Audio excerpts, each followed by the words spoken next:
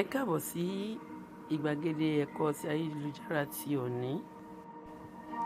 Àkórí ẹ̀kọ́ tòní ni ọmọ bíbí àti ìtọ́jú ọmọ. Báwo ni a ṣe ń tọ́jú ọmọ? Gbogbo àwọn nǹkan wọ̀nyí ni a máa wò ní ọ̀kan òjọ̀kan ní ẹ̀kọ́ ti òní. Oṣù mẹ́sàn-án ni obìnrin máa fi ń gbé oyún. Ìyẹn ni pé láàárín oṣù mẹ́sàn-án ni obìnrin máa fi gbé oyún kó tó bí ọmọ. Nígbà tí obìnrin bá sì gbé oyún yìí, la máa rí wípé oníṣègùn àgbẹ̀bí máa fún ní oríṣiríṣi àgbo tó máa mú kí ọmọ náà kí ara ọmọ náà le dáadáa. Ní ayé àtijọ́, orí ìkúnlẹ̀ ni obìnrin ti máa ń bímọ. Oníṣègùn àgbẹ̀bí máa wà ní ọ̀dọ̀ obìnrin tí ó máa sọ oríṣiríṣi nǹkan pẹ̀lú àgbo àwẹ̀bí àti ọṣẹ àwẹ̀bí tó ti fún àti àgbo abíwẹ́rẹ́ tó ti máa mú tí obìnrin náà fi máa bí ọmọ yìí ní orí ìkúnlẹ̀. Ní ìgbà tí obìnrin náà bá ti bímọ náà tán, wọn yóò wẹ̀ fún ọmọ náà dáadáa.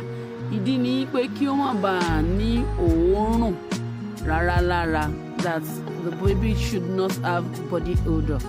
Kó má bàa ní òórùn rárá bó ti wù ó kéré mọ́. Oríṣiríṣi ìgbésẹ̀ ni a ó gbé tí obìnrin bá ti bímọ tán. Ohun àkọ́kọ́ ni ọmọ wíwẹ̀. Àgbà obìnrin ni yóò wẹ̀ fún ọmọ tuntun náà.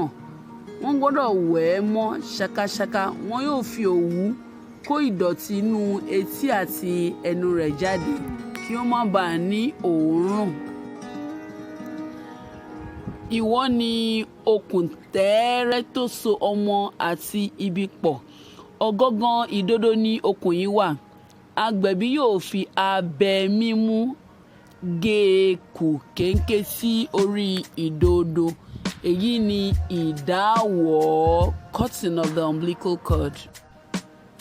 Lẹ́yìn ìdáwọ́, wọn yóò gbé ibi ọmọ fún bàbá ọmọ láti bò ó mọ́lẹ̀ yálà ní ẹnu ọ̀nà ìyàrá tàbí ibòmíràn.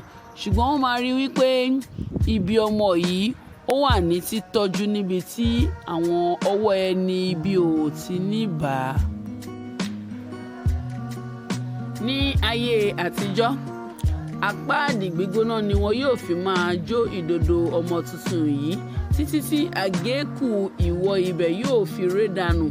Wọ́n sì gbọ́dọ̀ máa tọ́jú ìdodo yìí kí ó má bàa lójú tàbí kí ìdọ̀tí má bàa kó sí, torí èyí lè fa àkóbá tàbí ìjàmbá fún ọmọ náà. Oníṣègùn àgbẹ̀bí yóò pèsè àgbo jẹ̀díjẹ̀dí, òbò, gìrì àti eyín tí wọn yóò máa lò fún un ní òòrèkóòrè.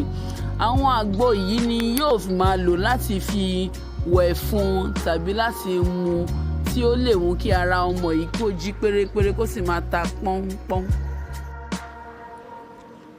Mo lérò wípé ẹ gbádùn ẹ̀kọ́ tí òní lórí gbàgede ayélujára. Títí di ìgbà náà, ire o. Ó dàbọ̀.